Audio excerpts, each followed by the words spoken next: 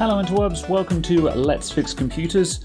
I've got an Acer Aspire E1 here. This is an E1 570 and it needs a new keyboard because apparently we've got missing keys on here that aren't working, which wouldn't surprise me. This keyboard is really grubby, man. It's not the worst I've seen, but it's pretty bad. And the grub and the grime and the sweat and all that horribleness gets into the keyboard and ruins it. So needs a new keyboard, and the headphone jack is also knackered. And I've got a replacement headphone jack here, I believe. Nope, that's not it. Here it is. There we go, one headphone jack. So we're going to fit that as well. So let's start off by disassembling this thing. The top case is going to come off, and the keyboard is going to be attached to the underside of this top bit. And I'm really hoping that it's not heat staked, because if it's heat staked, this is going to be a horrible job. So let's get this thing apart and we'll look further.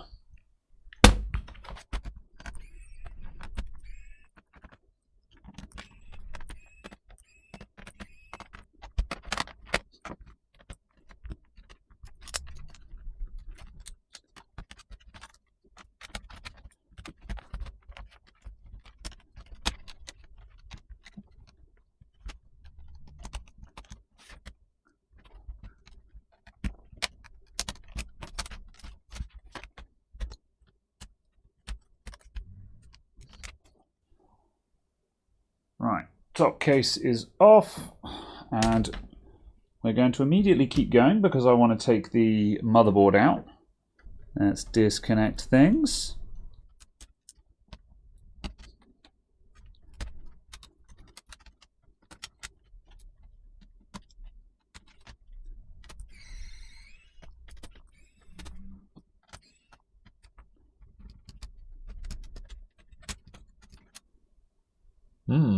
Yummy. Yummy. There's a lot of dust in this thing. See, we had a little bit on the heatsink there, and there's the rest of it still in the fan. I guess we'll take the fan out as well. That's definitely going to need a clean. Because everyone loves a bit of gore.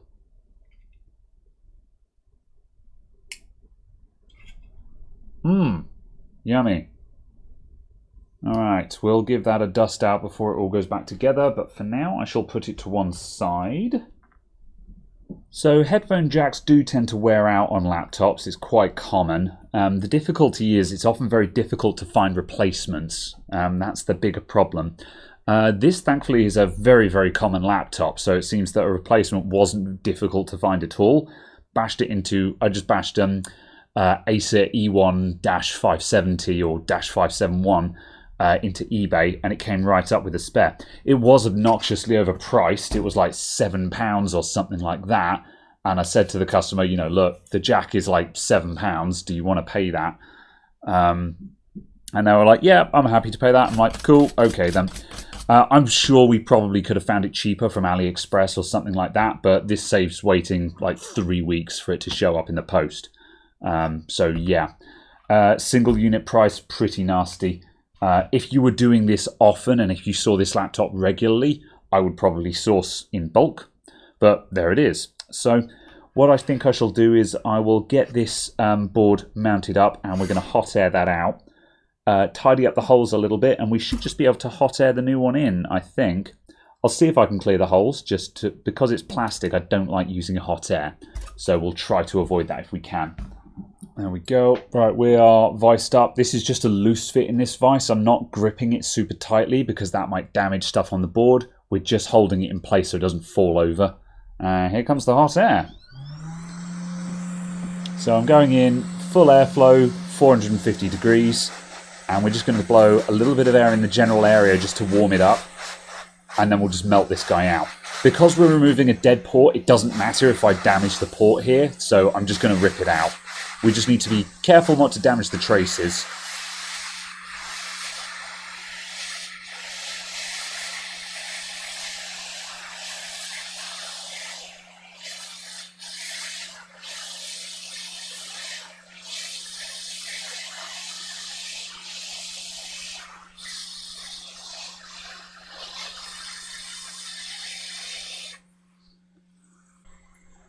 There we go. The port did not enjoy that. So yeah, this is why I don't really want to hot air the new one in. It might be possible, you know, we might be able to put some Kapton tape over the top of the port itself to protect it, but yeah, plastic stuff like this, you've got to be really, really careful when using hot air. This is also why when buying replacement ports, I tend to buy 2 if I can, just so if I go in a bit too hard and just completely ruin the first one, I've got another one. Right, and I'm just going to flow some leaded solder onto these, and then I'm going to try and wick them empty. Unfortunately, I've not had a lot of luck in clearing holes as of late. I need to see if I can get a narrow nozzle for my desoldering gun, because I've got a desoldering gun which is specifically designed to deal with this problem. But the nozzle on it is a bit too big for anything that's not a DC port, in short. So let's see how we do here.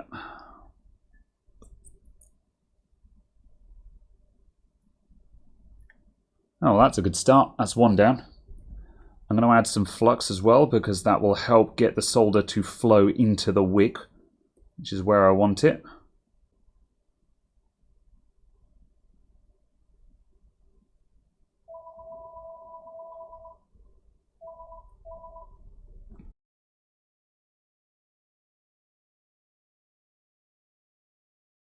Nope, no like that. I'm going to try my luck with the desoldering gun. Nope, I couldn't get the holes to clear. I did get my desoldering gun out, however it seems to be blocked and I could not unblock it, so I think that's going to need a new nozzle. So I'll get back to you on that. However, I'm going to go and try and hot air this into place, and we'll just go no guts, no glory. Because we've now got leaded solder in those holes, it should be easier to put the new one in. However, just in case, I'm going to put some Kapton tape across the back of it to protect it as it goes in.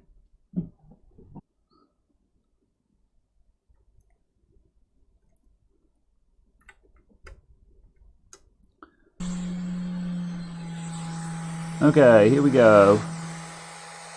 So I'm just going to press on this lightly from the outside.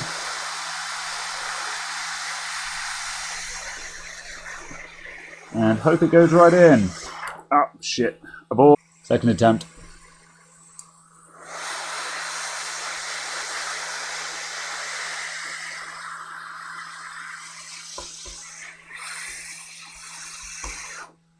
And we're in.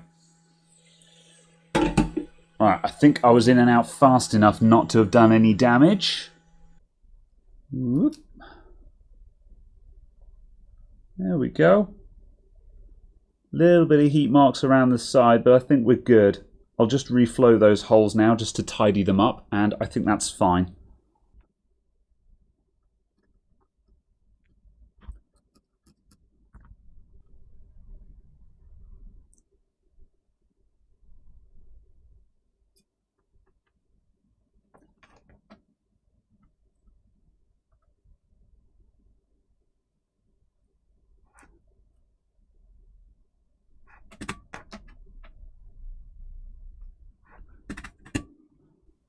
That'll do. A little bit frosty on some of those inside ports, but they've probably still got a little bit of leaded solder in them.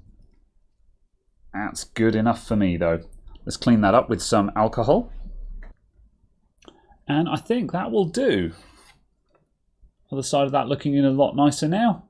It's certainly in properly and it's nice and flat and secure, which is the important part. And yeah, little bit of cosmetic there, but without clearing those ports, I don't think there was anything else I could have done about that. I need to get my desoldering gun sorted so that that's actually sucking properly, because it makes the noises, but it ain't pulling up any solder at the moment. Let's start having a look at this keyboard. So we've got a couple of screws holding this back metal plate on, and then I think that's it. I don't think it's heat staked, which makes me very happy. Yeah, there's a couple of screws under there as well. Yeah, looks like it's just screws. Happy days. Why can't HP do this? Like, seriously.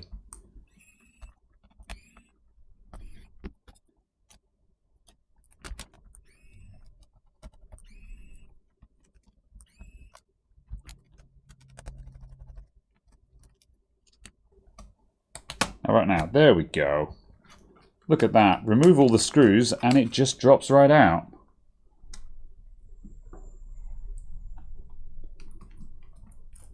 Oh, it's so easy. Why can't more keyboard replacements be this easy? Gross.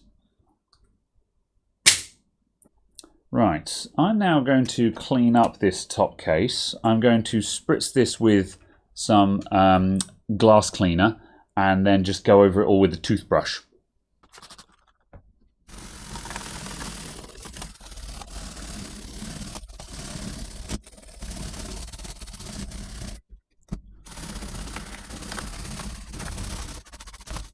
Yeah.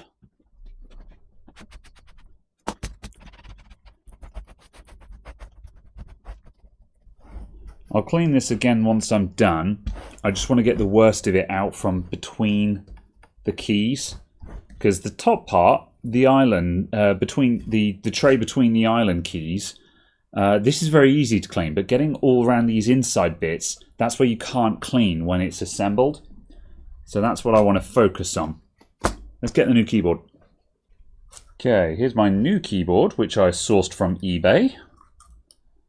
And that I'm just going to lay down in there. One thing of note, when you're ordering keyboards, don't forget to check regional stuff. So this is a UK keyboard, so notice the big old enter key, the vertical enter key there, and also short shift and backslash. On this particular laptop, Acer are smart, and what they've done is they've got this weird kind of cutout design here.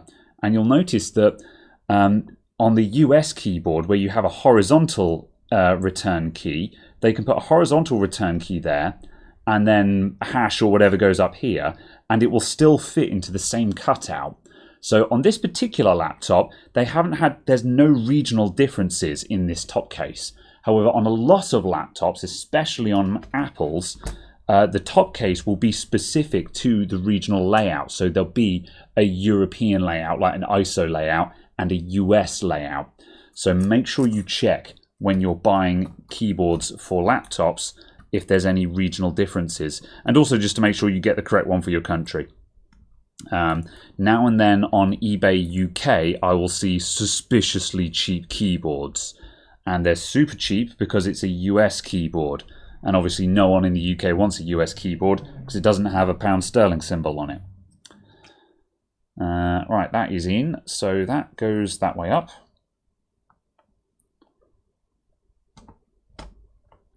And that should just drop in if I can get that aligned correctly. That's going in. That's going in. That's going in. There we go. Lovely. See, there's lots of notches around the edges here, and with the screws in the middle, it means there's going to be no flex between the keys and the islands, which is fine. Like, it won't be as good as, it's not going to be zero flex because it's a cheap laptop, but again, I look at a design like this and I'm just like, why couldn't HP have done this? Why did HP decide that a heckin' heat-staked keyboard was a better solution to this? It's annoying, it is. Right, all screws in. I just had to redo that because I completely forgot to make sure that the ribbon was actually poking through the hole. So don't forget that, everyone. This is together, and that is so painless compared to doing a bloody heat-staked keyboard.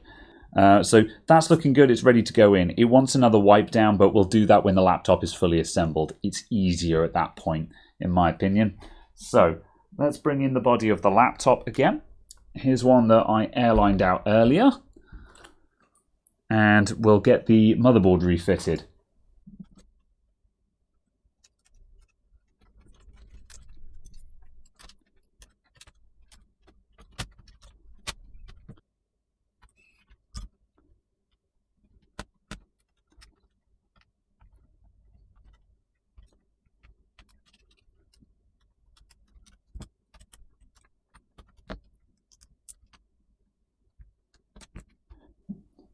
Everything is connected up there. We've got no empty connectors except the 3 that go to the top panel. So we can put on the top. Oh, fan. That's what I'm missing. That goes in there. I totally didn't nearly forget that. And now the top case can go on. So we reattach these cables in length order. Start with the long ones and work down. It's very difficult to show you some of these connectors on camera. There's a knack to them and I'd love to show people doing it, but man, trying to get a camera in under this keyboard while I'm trying to plug it in is not an easy task. There we go. We're all hooked up in there. Okay. Right. Usually I'm a hero and I put all the screws in. However, that's not particularly good practice. I strongly advise that you actually test that the thing works first. So that's what I'll do now, just for posterity. So I'll just plug a charger in the side and we should be able to switch this on and get into BIOS. So I'm spamming F2 straight into BIOS and I can use the cursor keys to go between pages and I can Control Delete to reset it. Good enough for me. Right, let's get all the screws in there and then we're done.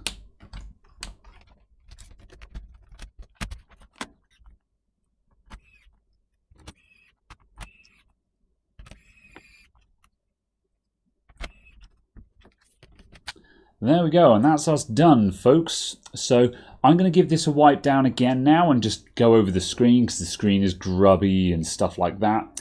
However, I'm not going to show that because it means taking off the protective tape that is covering up customer information. Yeah, people just literally tape passwords to their laptop. It happens. Don't do that.